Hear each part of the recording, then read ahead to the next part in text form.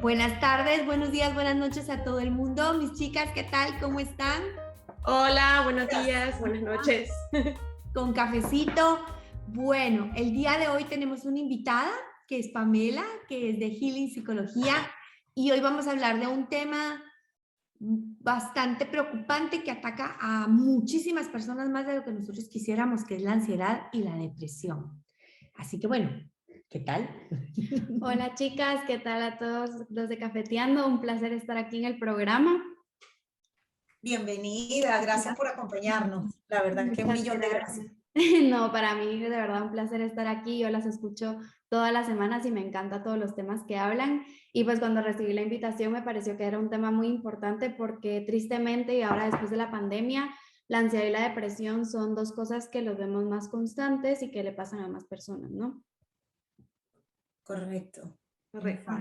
Y para comenzar, ¿cómo podríamos definirlo clínicamente? Porque nosotros siempre hablamos de depresión o de ansiedad, pero a veces la gente tiene un mal concepto.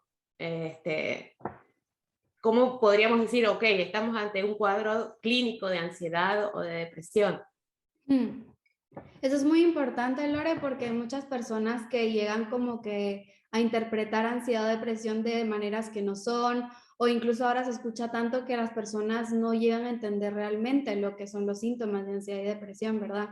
Entonces, ansiedad clínicamente hablando es una preocupación excesiva y una angustia excesiva constantemente, o sea, es una angustia que repercute en todas las actividades de tu vida, está presente en todo momento en el día y no solo por algo particular, ¿verdad? Porque muchas veces la ansiedad es algo que tenemos todos y la tenemos porque es como un mecanismo que tiene el cuerpo, como un mecanismo de defensa para activarnos, ¿no? En situaciones que necesitamos estar como que en alarma. Pero las personas con una ansiedad clínicamente diagnosticada son personas que cualquier estímulo, cualquier cosa pequeñita, cualquier preocupación ya les causa sintomatología como respiración agitada, palpitaciones muy frecuentes, sudor, empiezan a tener creencias como disfuncionales a cómo van a desempeñar en esas cosas. Entonces, ese tipo de cosas ya pertenecen a una ansiedad clínicamente hablando, por así decirlo. Son personas que no pueden afrontar nada y que están todo el día constantemente pensando en eso. Y por otro lado, la depresión es un estado de tristeza y desesperanza constante, o sea, son personas que tienen un estado de ánimo muy bajo y aquí sí ya hablamos a veces incluso de neurotransmisores y todo en el cerebro que se ven incluso disminuidos como la serotonina, que es algo que se escucha mucho ahora. Y son personas que tienen falta de apetito, falta de motivación, tienen lo que se llama apatía, que es que nada como que les llama, nada los motiva, nada les gusta. Anedonia también, que eso es un síntoma importante, que es eso justo, no tener como motivación de nada. Y también son personas que tienen un ánimo triste todo el tiempo, porque esto es un trastorno del estado de ánimo. Ahora, una pregunta. ¿Está la ansiedad directamente relacionada con la depresión, pero no viceversa? A ver, hay comorbilidad en los dos, pero las personas con depresión sí que pueden presentar síntomas ansiosos, pero casi no se ve en personas con ansiedad que presenten síntomas depresivos. Yo tengo una preguntita. ¿A qué edad tú puedes decir, oye, esta es ansiosa o este tiene algún síntoma de ansiedad o pienso yo, pues como tú dices, que algunas veces uno lo malinterpreta? Pero Sí. ¿a qué edad tú te puedes dar cuenta de que esa persona tiene síntomas de ansiedad o de depresión? Mira, para un psicólogo poder diagnosticar ansiedad y todo en población adulta, por así decirlo, sí tiene que ser normalmente mayor de 16 años cuando se diagnostican cosas, pero es verdad que la ansiedad se manifiesta de diferentes formas en diferentes etapas de la vida. Por ejemplo, en los niños existen trastornos de ansiedad, pero se manifiestan de diferente manera. Entonces, no sé si han escuchado los niños que tienen ansiedad por separación, que es que no pueden estar lejos de los papás y ese tipo de cosas. Ese es un síntoma de ansiedad en los niños. Luego la adolescencia también Se ve mucho con trastornos del comportamiento, se llama, que son niños que tienen problemas de conducta, problemas de otro tipo de cosas, que es más de su etapa. Ya en población adulta, que ya se diagnostica un trastorno de ansiedad generalizada, que es que se llama, ya es que existe todas estas cosas de trastornos de pánico, ataques de pánico y todo ese tipo de cosas. Pero una edad en específico para yo decirte, esta se puede ya diagnosticar, no hay como tal porque se manifiesta de diferentes maneras. Pero el trastorno por ansiedad ya es más en población adulta. Ok. Y pero tengo otra preguntita, espérate, Luisa. Esos trastornos de ansiedad y depresión se pueden heredar. Mira, hay muchos estudios que dicen que sí hay un componente genético. En depresión se ha visto bastante, incluso. Pero son trastornos que dependen mucho, mucho, mucho de muchos factores. Está lo genético, que es lo de poder heredarse, pero hay algo en psicología que se llama que la vulnerabilidad, ¿no? Esto genético, que es la vulnerabilidad inicial, tú ya lo vas trayendo, pero una persona puede vivir tal vida o tal otra vida y eso va a influir en si se desencadena en una ansiedad o depresión. Entonces se ha visto incluso en experimentos con gemelos, ponete, que tienen el mismo componente genético, pero dependiendo de muchos factores socioculturales, cada uno va afrontando su vida de diferente manera y uno desarrolla y el otro no. Ok. Ok. Luisa, dale. Ahora sí. Pero más relacionada, ¿sabes? Ahora, ¿cómo crece, por decirte, un niño que ve a su mamá con un estado de depresión? ¿Él va a desarrollar esa depresión de adulto o no? No es una respuesta 100% decirte sí lo va a desarrollar, pero los niños especialmente son como una esponja. Entonces el niño, como se está modelando y está creando como que sus mecanismos de afrontamiento y todo, mucho lo hereda, no de que lo hereda genéticamente, sino mucho lo aprende de sus figuras de apego, que son el papá y la mamá. Entonces, si tiene una mamá que está deprimida y que afronta la vida de esa manera, para el niño lo va a absorber como esa es la manera de afrontamiento. Y si sigue como que esa parte y sigue en esa línea, es muy probable que de adulto entienda y como que se quede con esa información y entonces ponete, si le pasa algo similar de adulto, va a entender que esa es la manera de afrontar la vida. Entonces es más común que tenga sintomatología depresiva, pero no porque él sea depresivo, sino porque entendió que así se tiene que afrontar las cosas. Claro. Pame, y otra consulta, por ejemplo, esas situaciones como de pensamiento obsesivo, sí, también están vinculados a la ansiedad, por decirte algún temor que tengas, no sé, por ejemplo, viajar en avión y se te viene un viaje y estás pensando y pensando y pensando, imaginando todo eso que puede pasar mal. ¿Eso sí. va vinculado a la ansiedad? Justo, Lore, y de hecho esto de las fobias está dentro de las categorías de los trastornos de ansiedad en los libros que tenemos nosotros en psicología que se llama el DSM. Y las fobias es una manera de expresar justo esos pensamientos obsesivos que causan ansiedad y por eso es que con estas personas trabajamos mucho con técnicas de exposición, técnicas de relajación, técnicas de respiración que van muy vinculados al mismo tratamiento que se utiliza con pacientes con ansiedad. Claro. Una pregunta. En el caso de la depresión, mucha gente, o hay el mito de que la depresión se contagia. Por lo que tú explicabas de padres a hijos, muchas veces es el hijo que copia algún comportamiento. Pero ese mito de que se contagia, ¿tú crees que está relacionado directamente con el estigma que hay de no expresar cuando alguien tiene depresión? ¿O es simplemente por miedo al estigma de qué van a pensar los otros si yo estoy deprimido? ¿Se contagia o no se contagia? O sea, tú dices que si tú no hablas de tu depresión y luego sí decides hablar de ella, que la puedes contagiar al otro. Bueno, yo leí una vez un artículo que decía que cuando tienes una pareja, pues no una pareja relacionada necesariamente un esposo, un ¿Sí? amigo o alguien muy cercano que sufre de depresión, mucha gente dice que es contagioso, es decir, que tú te puedes dejar arrastrar por la depresión de la otra persona. Y entonces eso creaba mucho el estigma de separación, de que la gente tiende a alejarse del deprimido. ¿Qué podrías decirme de eso? Mira, aquí esto que mencionaste es muy importante porque justo estos son los mitos y esas son las cosas que la gente no llega a comprender. No es que se contagie, sino que aquí entonces algo importante es que esa persona que se llega a contagiar como esos síntomas depresivos es porque tampoco tiene a lo mejor herramientas o habilidades para afrontar las cosas. Porque cuando tú sos como una figura de apoyo o de soporte para una persona que a lo mejor está teniendo síntomas depresivos, no necesariamente se te tienen que contagiar, tú sos esa figura de soporte, pero si la persona llega a tener también como síntomas depresivos por estar con una persona con esos síntomas, es porque esta persona no tiene tampoco herramientas, entonces no sabe manejar la angustia o la tristeza de la otra persona y ahí entonces es el problema, porque tampoco sabe manejar la suya.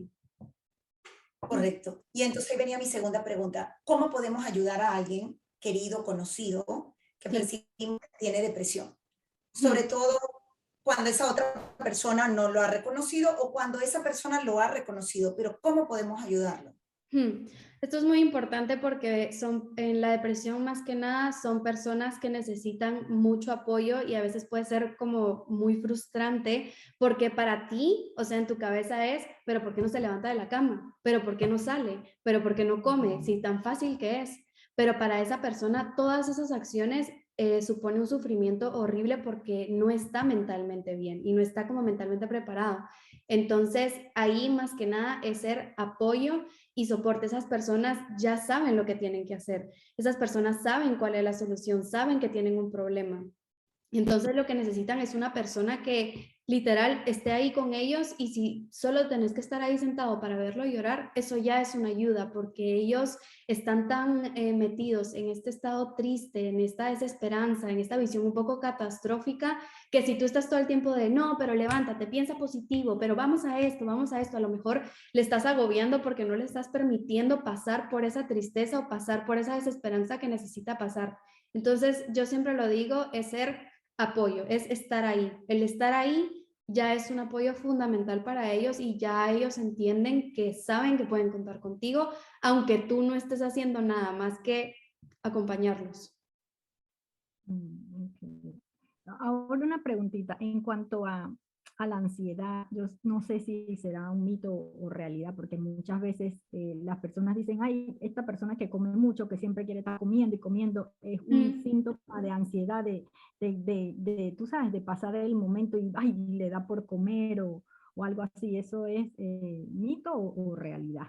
Realidad total y de hecho las personas que tienen atracones, como nosotros le llamamos, muchas veces viene por esa ansiedad y esto es lo que se llama el hambre emocional, que me imagino que lo han escuchado alguna vez, o el comer emocional. Y justo hay personas que la comida es como ese refugio para calmar como toda esta ansiedad y esta sintomatología y buscar cómo llenar ese vacío. Y esto también pasa con la depresión. Entonces, así como hay personas que dejan de comer, estas personas que recurren a la comida es porque ese es su mecanismo de afrontamiento. Entonces, cuando pasa esto, paso número 1 es identificar eso, si es hambre física o hambre emocional, porque con hambre emocional es eso, es llenar ese malestar psicológico, ese malestar emocional y entonces ya empiezan esos atracones de comer lo primero que se te ponga, nunca sentirte satisfecho y es comer, comer, comer, comer y esa sensación de vacío y esa sensación de malestar sigue ahí. Okay. Y para la ansiedad, por ejemplo, ¿qué técnicas normalmente se usan o uno puede aplicar en lo cotidiano? Sí, mira, Lore, la principal son técnicas de respiración y relajación. ¿Por qué? Porque cuando tú tienes un pico de ansiedad, lo primero lo que les decía al principio, ¿no? Hiperventilación, palpitaciones muy rápidas, sudoraciones, temblores. Entonces, todos esos son los síntomas como físicos de la ansiedad, ¿no? Entonces, con técnicas de respiración y relajación, lo que estamos intentando hacer es que esa respiración sea diafragmática, sea profunda. Entonces, ya inmediatamente trabajando eso, tu respiración baja, entonces bajan las palpitaciones, bajan los temblores, la sudoración y ya simplemente con calmar el síntoma físico, ya podemos llegar a trabajar lo otro que es lo mental y lo cognitivo. Entonces, número 1, la relajación. Wow. ¿Y cómo haces con una persona en un estado de depresión muy fuerte para convencerlo de que necesita ayuda profesional? Eso es muy duro, ¿eh? Porque muchas veces están en un pozo y no quieren salir de ahí. Muchas veces esos que no quieren salir de ahí porque las personas que caen en depresiones muy fuertes o en depresión grave, como le decimos nosotros, es porque ya han pasado por tanto en la vida que una cosita pequeña los botó y para sacarlos de ahí es muy complicado. Entonces, primero que nada, lo que le decía Mari es ser apoyo, estar ahí, porque por más que intentes y por más que pruebes sacarlo de ahí a fuerzas, no va a salir. Entonces tiene que ser un poco con paciencia, con mucho cariño, con mucho aprecio también, porque no es fácil. Y luego es intentar, ya que la persona esté un poquito más tranquila, es poco a poco intentar sacarlo de donde está con activación conductual, se llama, que sea, aunque sea levantarse de la cama, no se tiene que bañar, no tiene que comer, no tiene que salir a caminar, simplemente pasos chiquititos. Entonces es hacer con esa persona una como escala y decirle, ok, hoy esto, y si no puede, no pasa nada, al día siguiente volvamos a intentarlo. Entonces hacer como pasos pequeñitos. Y luego, para convencerlo como tal de salir de donde está y pedir ayuda, eso ya tiene que ser de la persona. Tú es intentar como acompañarlo en esa parte y a lo mejor con ayuda profesional, que sería lo ideal, intentar por ahí. Intentar que vaya al psicólogo, que pueda hablar con alguien o incluso una actividad que esa persona como que la pueda relajar un momento y que logre despejar de lo que le está pasando. Una preguntita, así como, ¿qué cosas podemos hacer? O sea, si yo sé, por lo menos en mi familia hay gente ansiosa, depresiva, pero tú sabes que quizás pueda ser hereditario, quizás no, pero ¿qué cosas yo puedo hacer, por ejemplo, con los niños o con los adolescentes para prevenir esas situaciones? ¿Qué cosa pudiera hacer uno para eso? Con los niños es un trabajo súper bonito eso, porque como están chiquitos y todavía están aprendiendo, ahí podemos hacer algo muy importante. Y primero, con la ansiedad más que nada, es que en la ansiedad se les enseña un poco inconscientemente que las cosas malas son peligrosas. Entonces, con los niños más que nada es que cuando tengan algún malestar o algo, como mamá o como papá, no angustiarse nosotros, no como transmitirles angustia, sino decirle, mira, te sientes así por esto, es darle mucha educación emocional, porque eso es lo que pasa, que el niño se angustia, el niño tiene ansiedad, el niño está como muy tenso y nosotros como papás o mamás nos angustiamos con el niño porque no sabemos cómo devolverle eso. Entonces ahí es como un mecanismo que se retroalimenta. Entonces ahí es mucho desde la tranquilidad educar al niño emocionalmente y decirle, mira, a lo mejor te sientes así por esto, esto y esto. Y él ahí ya va entendiendo un poco las emociones y las va validando. Y con los adolescentes también un poco lo mismo, pero en los adolescentes ya es más complicado porque ellos ya se saben regular de la manera que han aprendido. Entonces, con adolescentes es más que nada escucharlos y lo mismo, darles mucha educación emocional porque mal que bien todavía están como modelándose y aprendiendo cómo gestionar las cosas. Ok, muy Y interesante. pensaba en la maternidad, ¿no? Cómo la maternidad en sí misma tiene una ansiedad, ¿no? Porque uno se va llenando de angustia cuando está enfermo, cuando un hijo está pasando por algo. Sí. Entonces, ahí hay un trabajo sin sufrir de ansiedad, de ver cómo reconstruir esa preocupación que nos genera una enfermedad de un hijo, una situación, Sí. para poderla transmitir. Pero realmente la maternidad, sin quererlo, te va llevando a situaciones ansiosas, ¿no? Sobre todo Claro. con relación a tus hijos en momentos críticos. Entonces, ¿qué podemos hacer? O sea, ¿cómo, como tú dices, evitar ese comportamiento? Pero cuando no lo puedes evitar, es simplemente aclararlo, decir, bueno, mi preocupación es por esta. Eso bajaría el estado de ansiedad del padre, la madre y del hijo, de lo que se transmite. Esa es mi pregunta, no sé si se entiende. Sí, justo. Y eso que acabas de decir, Mari, es justo un poco el propósito de todo esto, que en esos momentos no los podemos evitar, lo que tú dijiste, o sea, una enfermedad de un hijo, cuando un hijo se pone mal y todo, son cosas de la vida que pasan, ¿no? Pero si nosotros como mamás o papás nos angustiamos mucho y generamos como que ese ambiente ansioso, le estamos transmitiendo al hijo que estás enfermo, peligro, peligro, peligro. Entonces el hijo también se contagia de esa ansiedad. Entonces, primero es detectar nosotros por qué nos está dando esa preocupación, ver cómo nos estamos regulando nosotros y a partir de ahí ver cómo vamos a hacer para que nuestro hijo no regule de esa misma manera un poco más ansiosa. Ahora, ¿qué podemos dejar como positivo para todas esas personas que hoy por hoy están descubriendo que están viviendo esos procesos de ansiedad o de depresión en la parte incipiente? Y en los que están en estado avanzado, que tienen tanto la depresión o la ansiedad o ambas en estado avanzado. ¿Qué podemos dejar en positivo de esto? No solo puede tratarse, ya no es un estigma, al revés, cuenta con los que tienes a tu alrededor, convérsalo. ¿Qué podemos decir para que ellos sepan que siempre hay una salida? Sí, que no están solos, porque muchas veces la depresión y la ansiedad son enfermedades muy solitarias porque está ese sentimiento de culpa, ese sentimiento de soy una carga, yo soy el problema, me sale todo mal a mí, como todo muy a lo interno, ¿no? Y decirles que no están solos, que lo que tienen es una enfermedad o están pasando por una situación complicada de la vida, que pueden salir seguro, que hay soluciones, simplemente que necesitan el apoyo de alguien más, ya sea ayuda profesional o de justo esas personas que están ahí a su alrededor y que las están evitando o las están anulando por no querer hacerles daño. Pero no es que no les estén haciendo daño, sino que tú mismo te vas creando esa sensación de carga y culpa y la otra persona realmente te quiere ayudar. Así que buscar ayuda, hablar, porque si se lo quedan para ellos solitos, se hace más grande y se hace más grande y ahí es donde se hace la bola más grande y no se llega a encontrar una solución. Interesante. Muy interesante. Realmente es un tema interesante. Y muy amplio, porque es que, o sea, tengo como 1000 preguntas en la cabeza, pero si seguimos preguntando, amanecemos aquí mañana. Yo que no tenía Vamos a necesitar un segundo capítulo. Todavía puedo seguir preguntando, sí. Pero que no tenía ni una pregunta, imagínate.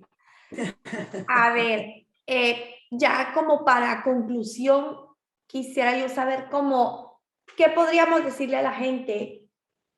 Ya sabemos que los tienen que acompañar, que los tienen que estar con ellos, pero es que como buenos latinos que somos, a nosotros se nos enseñó como, ay, la depresión no existe. Justo. Usted alegre, se levante, se vaya a trabajar, píntese y se le quita.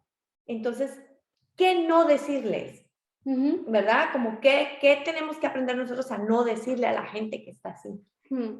Esto que acabas de decir es una cosa que siempre me dicen a veces, que les dicen las otras personas, de no pasa nada, mañana es otro día, pero el siguiente día es lo mismo porque no se va. Entonces, ¿qué no decirles? Justo eso, justo ese tipo de frases es invalidarle las emociones. Frases del tipo, mañana es otro día, vas a ver que ya se va a solucionar, como muy desde lo positivo, hace que se invalide esa emoción de tristeza o esa emoción de miedo, porque es normal tenerla y más estas personas que la tienen un poquito más maximizada, le estás totalmente anulando ese sentimiento y esa emoción, entonces ellos ya se sienten mal, porque dice, esta persona me está diciendo que haga esta cosa o lo vea de esta manera, pero yo no puedo, entonces lo que yo estoy sintiendo está mal, y ahí, error. Estamos invalidando totalmente a esa persona y totalmente lo que está sintiendo. Entonces, eso no decirlo para nada. Lo segundo, lo que les decía con la depresión, ir muy al paso de la persona, porque si esa persona, el levantarse de la cama ya supone mucho esfuerzo, mucha carga, el decirle, no, pero tú puedes hacer esto otra vez, como muy alentándolos, pero poniendo un poco de presión, eso también es invalidarlo un poco, porque él o ella está haciendo ya un paso súper grande y tú le estás poniendo otro paso más grande. Entonces, para ella es, nunca lo hago bien, porque ya hice el primer pasito que para mí me cuesta y esta persona que se supone que es mi apoyo me está pidiendo 30 pasos más. Entonces, seguro lo estoy haciendo mal. Entonces, ahí vas invalidando otra vez esa sensación de incapacidad, por así decirlo. Muy bien. ¿Alguna otra pregunta, chicas? Bueno, darle las gracias a Pamela por esta información que de verdad creo que necesitamos otra sesión de estas. Sí, Pamela, necesitamos otra sesión. Uno se queda con muchas preguntas. Uno se queda con muchas preguntas que bueno. Justo. Yo quisiera aprovechar hacerte la publicidad y que tú nos cuentes cómo, por ejemplo, se pueden comunicar contigo o saber un poco del servicio que tú prestas. Me parece oportuno. Porque yo creo que esto va a abrir muchas preguntas y la persona adecuada a la que le deben preguntar es a ti. ¿Cómo te pueden contactar? Bueno, me presenté al principio, pero yo soy psicóloga general sanitaria aquí en España Y bueno, yo tengo una página de Instagram que estoy empezando, se llama Healing Psicología, que seguro se las pondrán por ahí. Y lo que necesiten, los que están escuchando, si tienen alguna duda, quieren saber algo más, no duden en escribirme por Instagram, que yo ahí feliz les contesto todo lo que tengan que preguntarme. Muchísimas gracias, Pamela. De verdad que 1.000.000 de gracias por habernos acompañado hoy y me parece que este va a ser uno de los programas con más éxito de este primer grupo de la temporada. Realmente No, un placer, de verdad. Me encanta su programa y me encanta que se puedan tocar estos temas también dentro de los podcasts, porque muchas veces las personas cuando lo van escuchando así en podcast lo van interiorizando más. A mí me pasa muchísimo, yo soy fan de los podcasts y voy escuchando y digo, no, sí, esto me pasa a mí. Y ahí pues te das cuenta de muchas cosas. Exacto. Así es. Bueno, mis chicas, así que ya se nos fue el tiempo y ni lo sentimos, ni tomamos café. Ni nos dimos cuenta. Así que bueno, nos oímos la próxima semana y no olviden de seguirnos en nuestras redes sociales, Instagram, Facebook, Twitter, por YouTube, Google, Spotify y Apple Podcast. Cada vez son más. Todo lo que se les ocurra. En todos lados. Y bueno, nos vemos la otra semana y qué rico cafetear otra vez. Hasta la próxima, chicas, y gracias, Pame. Gracias. Gracias, chao. Bye. Chao.